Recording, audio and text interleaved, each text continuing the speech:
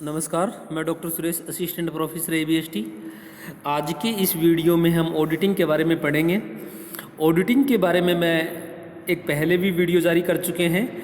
Auditing की basic जानकारी मैं पहले बता चुका हूं, लेकिन कुछ छात्रों ने कहा कि सर एक बार फिर से आप इस जानकारी को बताइए, तो उसी अकॉर्डिंग मैं आपको ऑडिटिंग के बारे में बेसिक जानकारी बताऊँगा और इसी क्रम में फिर आगे पढ़ते हुए चले जाएंगे।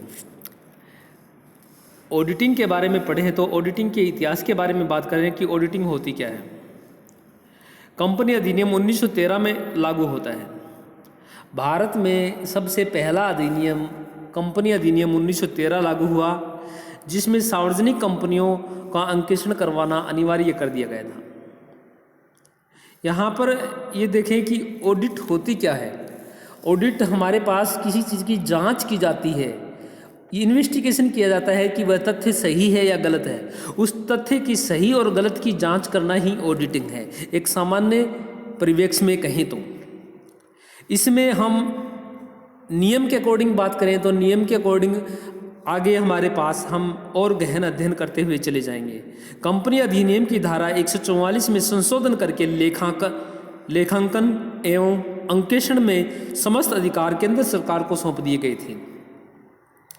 इसके पश्चात परीक्षा लेने, नियम बनाने तथा अंकेक्षण कार्य करने हेतु योग्य व्यक्तियों को प्रमाण देकर केंद्र सरकार करने लगी। इस कार्य में अंकेक्षण का प्रमाण पत्र दिया जाता था, जिसमें अंकेक्षण प्रमाण पत्र नियम 1932 के अंतर्गत एक भारतीय लेखांकन मानक बोर्ड का गठन किया गया, जिसमें समय समय पर अनेक सुझाव दिए गए और इनके माध्यम से हम अंकेक्षण के नियम बनाते गए। भारत में लेखांकन या भारत में चार्टर्ड अकाउंट संस्थान 1949 में इसकी स्थापना की गई।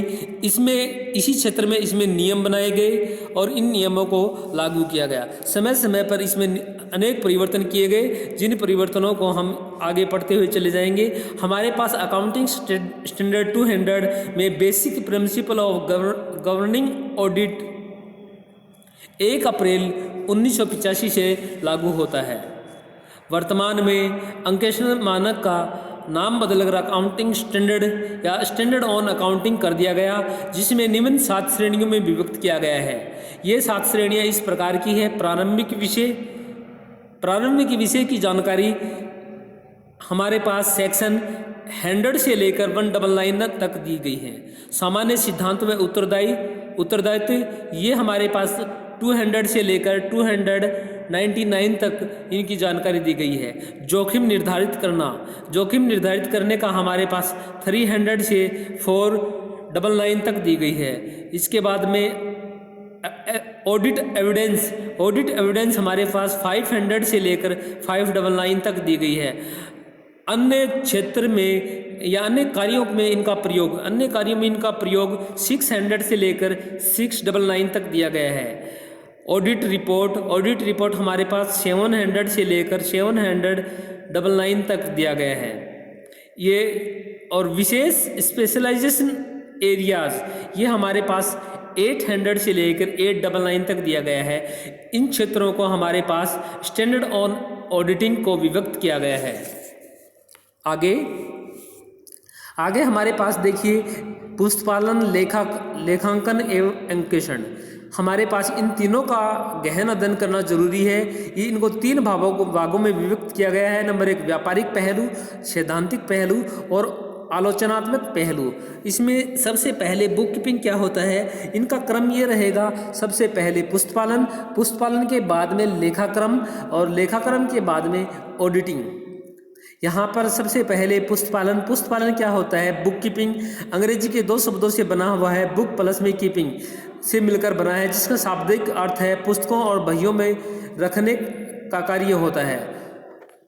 अर्थात पुस्तपालन एक कला है जिसके अंदर व्यापारिक लेन देनों को सुव्यवस्थित ढंग से पुस्तकों और बहियों में दर्ज किया जाता है। जितने भी जो व्यवहार होते हैं, प्रारंभिक व्यवहार, जिस रोज जो व्यवहार किए जाते हैं उसी रोज इन व्यवहारों को इन पुस्तकों में अंकित किया जाता है, यानी लिखा जाता है। इसको हम पुस्तपालन कहेंगे। उसके बाद में लेखाक्रम हमारे पास में हम जो पुष्ट पालन की जो बहियों की जो जानकारी है उनको व्यवस्थित क्रमबद्ध रूप से इंट्रियों के रूप से इनको लिखने की कला को हम लेखाक्रम कहते हैं। लेखाक्रम का विस्तृत अर्थ में प्रयोग किया जाता है। पुष्ट पालन लेखाक्रम का ही एक अंश है।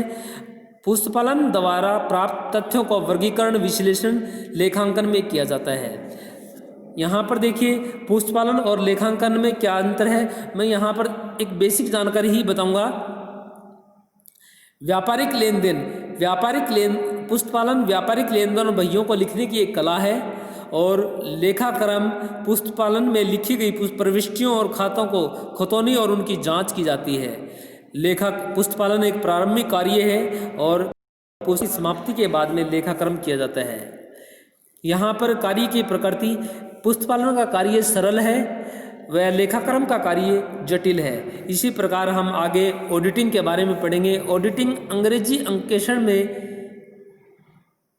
के अंकेषण में को ऑडिट कहा जाता है, ऑडिटिंग कहा जाता है। ऑडिट शब्द लैटिन भाषा के ऑडिटर से बना है जिसका अर्थ होता है सुनना, टू हेयर। प्राचीन में ग्रीक और रोम राज्यों में राज्य कोषों के हिसाब किताब के लिए चतुर लेखापालकों की नियुक्ति की जाती थी।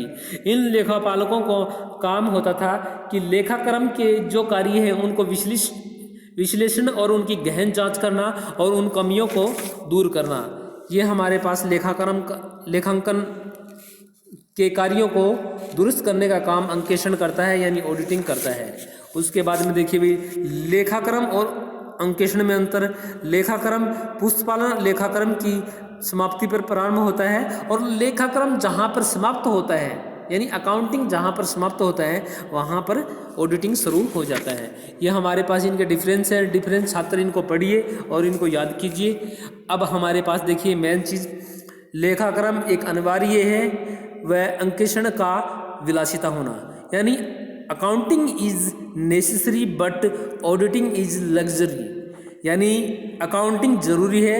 अकाउंटिंग के बगैर किसी व्यवसाय का आधार सही नहीं हो सकता, क्योंकि जब तक व्यापार में ये नहीं पता चलेगा कि व्यापार प्रॉफिट में है या लॉस में है तब तक हम व्यापार की सही प्रकृति नहीं बता सकते। और छोटे व्यवसायों के लिए ऑडिटिंग विलासिता है। इन चीज़ों को पढ़िए। ये हम पहले भी वीडियो जारी कर चुके हैं, उनमें इनके बारे में बताया गया है। फिर भी अगर किसी स्टूडेंट को कोई प्रॉब्लम है तो मुझसे व्हाट्सएप नंबर पे मेरे से संपर्क कर सकता है। मैं आपकी समस्याओं का समाधान करूँगा। Thank you.